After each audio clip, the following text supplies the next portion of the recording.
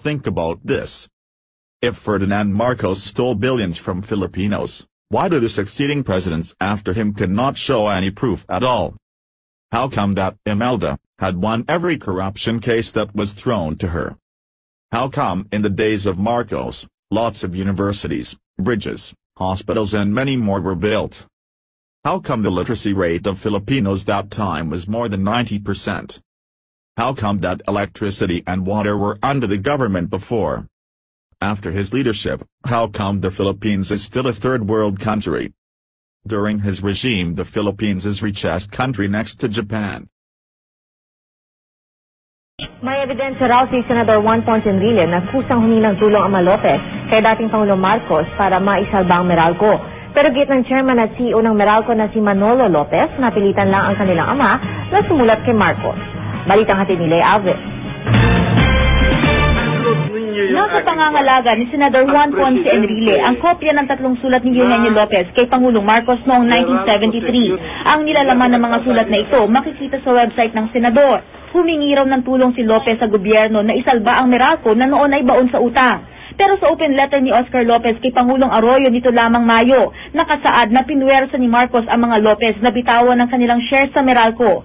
Kabaligtaran ang sinasabi ni Enrile. Yung sinasabi na pinwersa ng Marcos government ang mga Lopez na ipagbili yung Meralco sa gobyerno, hindi totoo yun. Sila ang nagmakaawa sa gobyerno.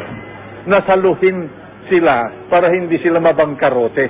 Makikita raw sa mga liham ni Eugenio Lopez kay Marcos na ito ang humihingi ng tulong sa gobyerno para hindi mabangkarote ang kumpanya. Binuo ng gobyerno ang Meralco Foundation na ayon kay Enrile ay bumili ng mga shares ng mga Lopez sa Meralco. Sino yung Meralco Foundation? Ikaw, ako, lahat ng mga consumer ng elektrisidad.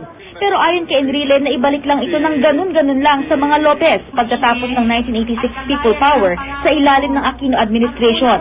Masyado raw paborable ang hakbang na ito sa mga Lopez, habang bilyong-bilyong piso naman ang nawala sa mga Meralco customers. There was a sweetheart bill. Hiningi namin ang panig ng Meralco tungkol dito pero tumangging magbigay ng pahayag ang kanilang tagapagsalita. Pero sa pahayag kahapon sa GMA News ni Manolo Lopez, ang chairman at CEO ng Meralco, sinabi niyang napilitan lang daw ang kanilang ama na sumulat kay Marcos.